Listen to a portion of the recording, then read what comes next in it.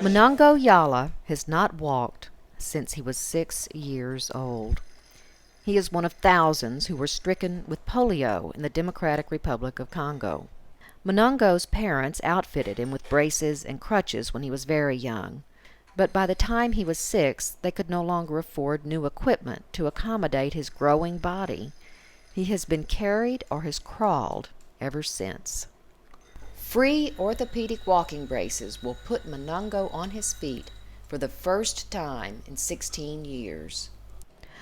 The technicians helping him today received their own free braces from the Congolese Association for Orthopedic Assistance to Young Disabled Persons.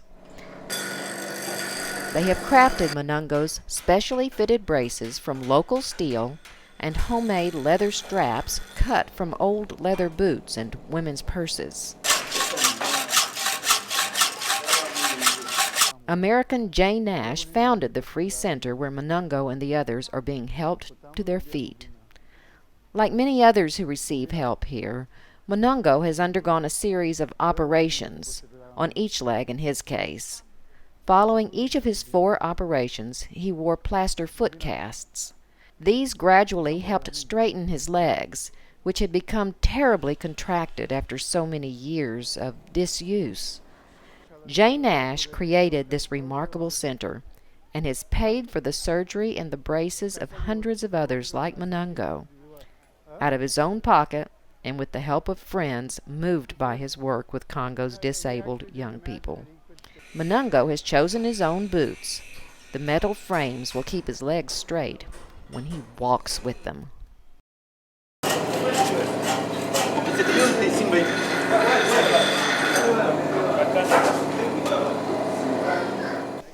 For paralyzed Congolese like Manongo, these first steps mark a miracle of sorts.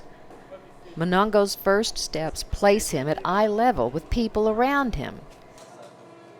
His first steps propel him toward independence for the first time in his life.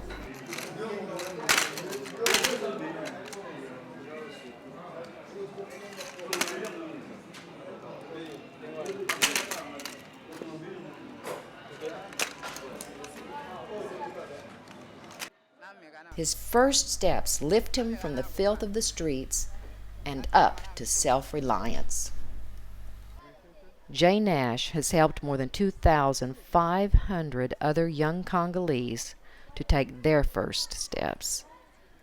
Nash first began assisting the disabled during a Peace Corps stint in Congo, then known as Zaire. He started the center in 1998 when he returned to Congo, using his own money and helping out on evenings and weekends.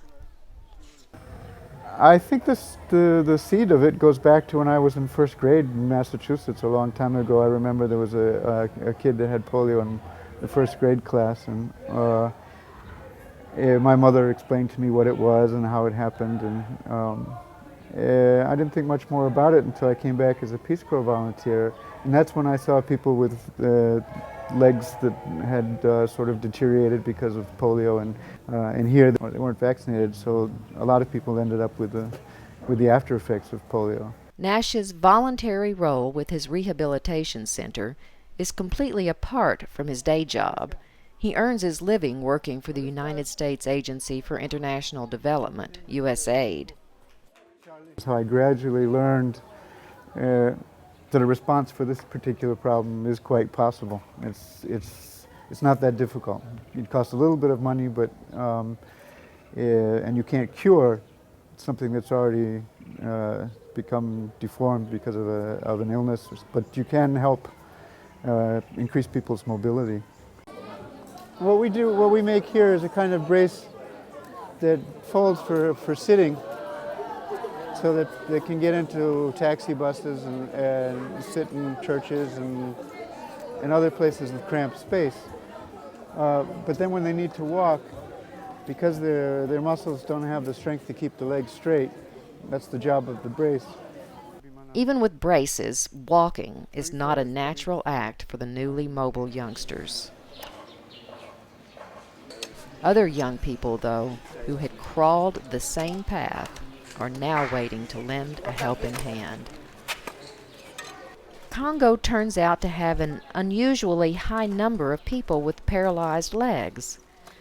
As a result of poor vaccination coverage there, the world's largest polio epidemic broke out in 1995. The disease is apparently under control now, but its terrible after effects remain.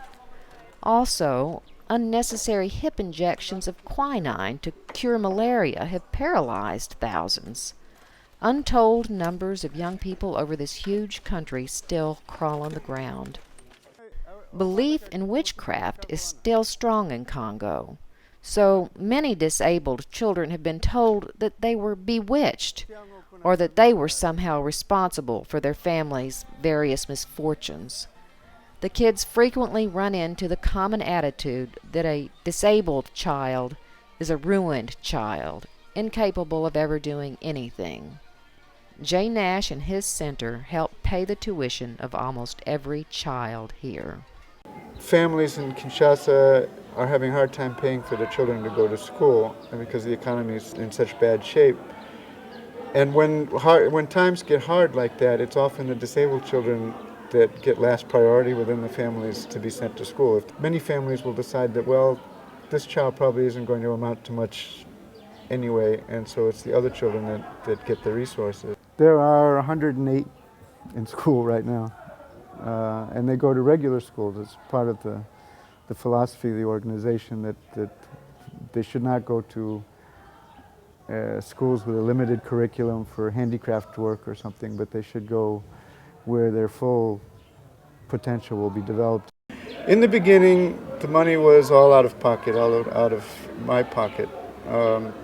Basically my salary, any leftover per diem I had. And it went on that way for a couple of years. It became difficult for me to say no. When someone brings you their kid, each kid doesn't cost all that much. And so you have the child there in front of you. You can help the child for a few $100s. The parents are there looking at you. The kid is looking at you, and you start thinking, well, that's 4 or 5 dinners in the United States at a restaurant. So I'll just sacrifice 4 or 5 more dinners and take care of this kid. But of course, 10 in a week of those that begins to mount up. Nash has founded the International Polio Victims Response Committee, an American nonprofit with 501c3 status. Through its internet site, Nash hopes other caring people around the world will join him in sponsoring medical treatment and tuition for paralyzed Congolese kids. Within weeks, the newly upright and mobile join front yard soccer games.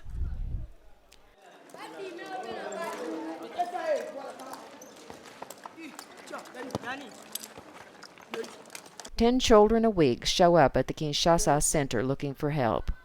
While Nash and his center can't help them all, some 2,500 young people so far are up on their feet, walking,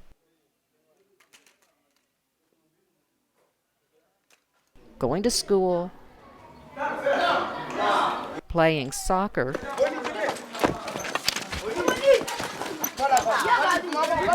and even dancing.